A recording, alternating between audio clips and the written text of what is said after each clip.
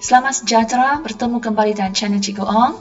Pada hari ini saya akan kongsikan cara untuk mendaftar sebagai pengguna baru dalam modul pengurusan murid. Jadi, untuk langkah pertama, ibu atau bapa perlu layari laman web public.moi.gov.my.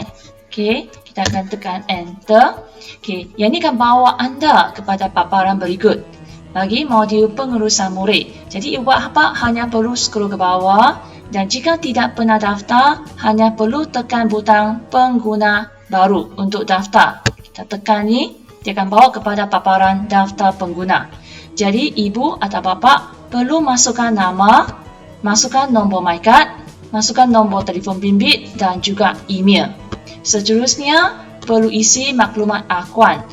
Perlu cipta kata laluan. Kata laluan ni hanya perlu isi 8 hingga 12 aksara. Aksara ni ialah huruf A hingga Z ataupun gabungan huruf dan nombor sahaja. Tetapi mesti mempunyai sekurang-kurangnya satu huruf besar. Dan di sini ada sedikit peringatan, penggunaan aksara simbol khas adalah tidak dibenarkan. Setelah ibu atau bapa cipta kata laluan password ini, perlu sahkan kata laluan, masukkan yang sama, pilih soalan keselamatan anda dan juga masukkan jawapan. Okey, dan setelah selesai semua, hanya perlu typekan. Bagi buat pengesahan kod, typekan di sini mengikut aksara yang telah diberikan. Setelah selesai, ibu bapa perlu klik butang daftar. Klik butang daftar. Selepas anda klik butang daftar, satu tertingkap akan muncul. Satu tertingkap akan muncul di tengah-tengah sini yang menyatakan anda telah berjaya daftar sebagai pengguna baru. Jadi anda hanya perlu klik pergi ke halaman utama. Yang ini adalah halaman utama modul pengurusan murid. Bagi ibu atau bapa yang pernah daftar tetapi terlupa kata laluan, lupa password, jadi hanya perlu tekan lupa kata laluan, ikut arahan di sini, masukkan nombor MyCard, masukkan pengesahan kod, mohon kata laluan, dan kata laluan akan dihantar melalui email yang tuan atau puan pernah daftar. Boleh juga dapatkan kata laluan melalui soalan keselamatan. Ikut langkah di sini, masukkan nombor MyCard, pilih soalan keselamatan yang anda pilih semasa daftar, masukkan jawapan yang sama dan juga boleh mohon kata laluan. Sekiranya anda ingat nombor kad pengenalan, dan juga kata laluan, hanya perlu type di sini, paparan ini, dan kali ini kita akan login, daftar, masuk. Okay, contohnya, saya daftar masuk, paparan ini akan muncul. Sebelah kiri ini adalah nama ibu atau bapa yang telah didaftarkan. Scroll ke bawah, nampak ada 3 modul. Tahun 1, kehadiran dan kemas kini. Okay, kita pergi kepada kemas kini. Okay, klik kemas kini, paparan ini akan muncul. Okay, sekiranya ada 3 orang anak, nama anak akan muncul di sini. Sekiranya hanya seorang saja. Jadi, cara nak semak maklumat anak jagaan, perlu klik pada nama anak. Paparannya akan muncul. Dan maklumat di sini, ibu bapa tidak boleh tukar. Sekiranya salah, hanya boleh hubungi pihak sekolah. Dan saya rasa sekarang belum terkini lagi, kena bagi sedikit masa untuk guru sekolah update lagi tahun 2021. Okey, di bawah ni ada profil, ada modul lain yang ibu bapa perlu klik untuk buat semakan, buat kemas kini. Yang pertama, profil anak jagaan. Saya klik ini, dia akan tunjukkan profil murid. Okey, semak semua maklumat dan hanya maklumat yang tempat boleh klik saja. Ibu bapa boleh tukar. Okey, sekiranya salah, maklumat salah, hubungi pihak sekolah. Sekiranya perlu kemas kini di sini. Selepas kemas kini, jangan lupa klik butang simpan. Sebagai contoh, saya klik butang simpan. Okey, paparan ini akan ditunjukkan tertingkap ini. Profil murid telah berjadi simpan. Okey, sila membuat pengesahan pada perakuan maklumat. Ini nanti kita buat.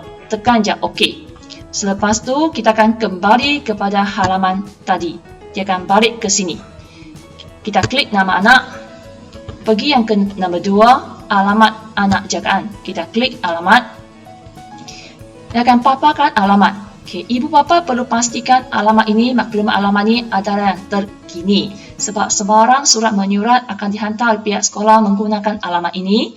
Dan sekiranya maklumat alamat surat menyurat ini tidak sama dengan yang ini, perlu tukar, tak sama dengan alamat tetap. Seperti tadi, selepas kemas kini, jangan lupa tekan butang simpan. Lepas tu, kalau tak ada perubahan, kita tekan kembali.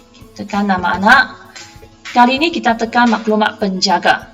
Yang ini penting, maklumat penjaga. Okay, di sini ada penjaga pertama dan penjaga kedua. Kebiasaannya penjaga pertama ialah ayah. Okay, semak nombor pengenalan, nama, status, kaum, agama, status kewarganegaraan, negara asal. Okay. Di sini ada nombor telefon ayah, nombor telefon penjaga pertama. Okay, nombor telefon ni sila pastikan yang betul sebab sangat penting, terutamanya sekarang pandemik COVID-19.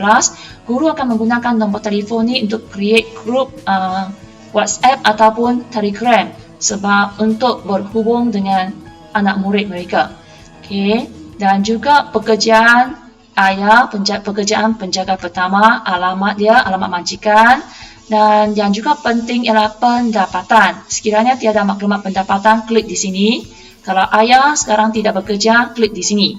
Sekiranya ada pendapatan, masukkan gaji, masukkan pendapatan tersebut dalam angka sahaja dan boleh juga kemaskini bilangan tanggungan.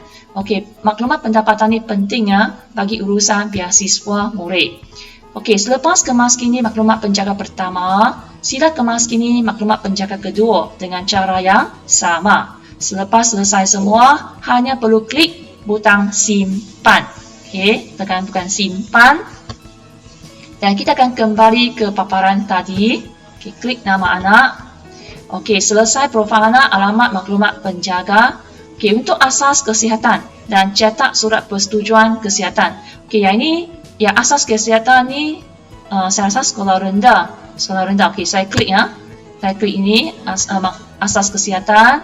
Di sini ibu bapa perlu pastikan semua ini disemak dan pastikan tiada kesalahan. Okey, maklumat secara imunisasi bayi. Okey, ibu bapa perlu klik ada. Klik ada. Okey, bila klik ada, dia akan keluar semua jenis vaksin yang anak tuan-tuan pernah ambil semasa bayi. Jadi perlu klik ya dan rujuk buku pink color.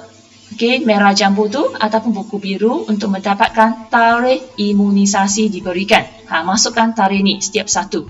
Selepas selesai mengemas kini, okey, lihat bawah ada persetujuan perkhidmatan kesihatan dan imunisasi.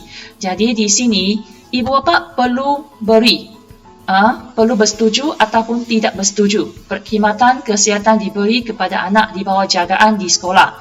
Okay, contohnya kalau tahun 1, kan nurse jurawat akan pergi sekolah, memberikan imunisasi vaksin bagi penyakit DT ataupun MR. Kalau tingkatan 1 untuk penyakit HPV itu, bukan penyakit vaksin HPV bagi perempuan sahaja. Okay, jika setuju, klik pada bersetuju. Kalau tidak bersetuju, klik tidak bersetuju.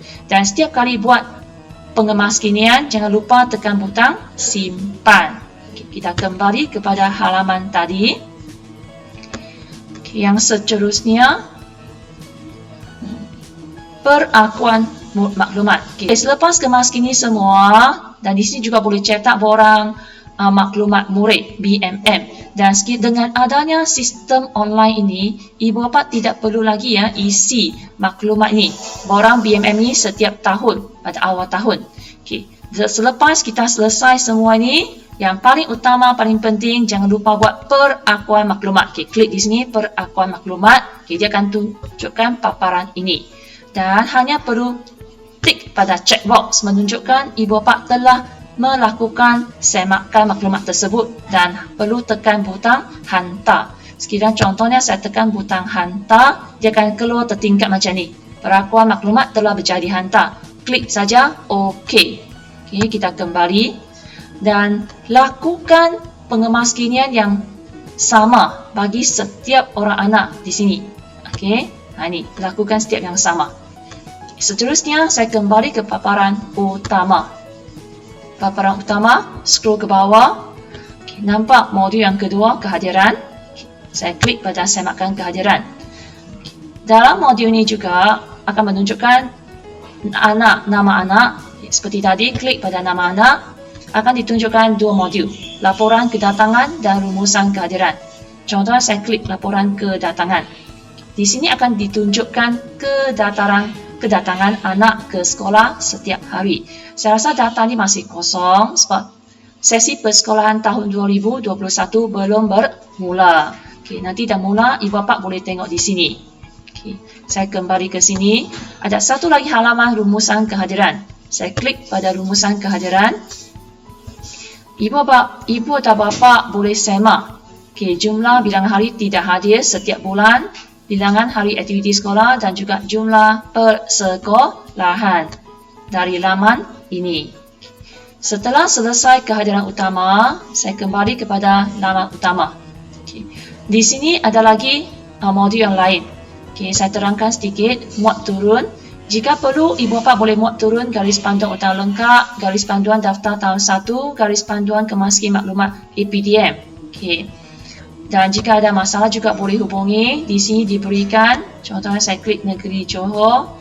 Okay, dalam ni akan ditunjukkan semua nama, JPN, alamat, nombor telefon dan email.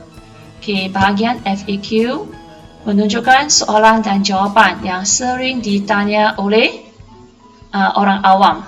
Okay, boleh rujuk di sini. Untuk utility, hanya untuk akaun pengguna bagi mengemaskini maklumat. Selepas selesai kemaskini maklumat anak, okay, jangan lupa log keluar. Jadi, itu saja perkongsian saya kepada semua ibu bapa pada hari ini. Sekiranya perkongsian saya ini bermanfaat, jangan lupa tekan butang like dan subscribe channel saya sebagai tanda sokongan. Terima kasih.